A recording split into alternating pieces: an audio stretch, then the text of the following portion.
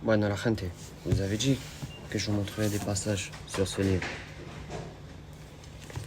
Maintenant que je l'ai un peu frappé, ce livre, juste à l'ouverture, dès qu'il a commencé, c'est pour ça que je savais qu'il était bien. J'ai attendu un mois pour l'avoir. Mira. Enfin, escúchame.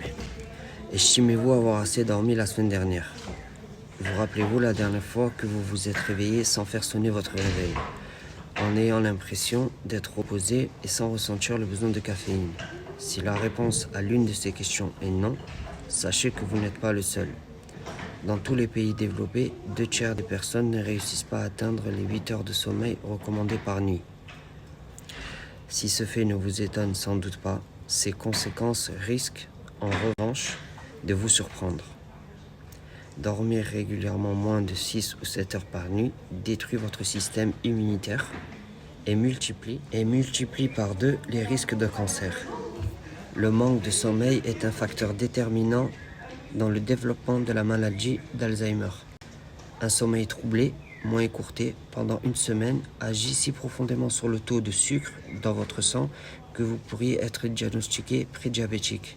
Dormir peu augmente la probabilité pour vos artères coronaires de se boucher et de se fragiliser, vous rendant ainsi vulnérable aux maladies cardiovasculaires, aux attaques et aux insuffisances cardiaques congestives.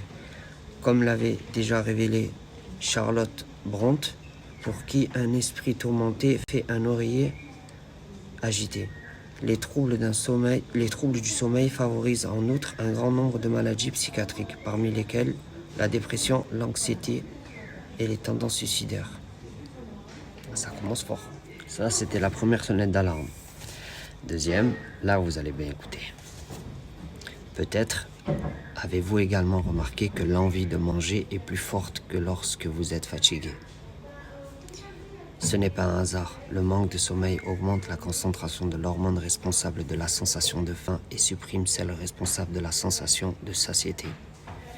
Vous avez beau être rassasié, vous avez encore faim.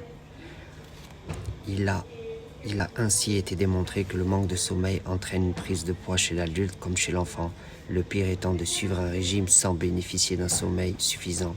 Cela ne sert strictement à rien, puisque lorsqu'on perd alors plus de masse maigre que de masse grasse. Si l'on considère ensemble ces divers effets sur la santé, on comprend mieux l'affirmation selon laquelle moins vous dormez, moins vous vivez longtemps.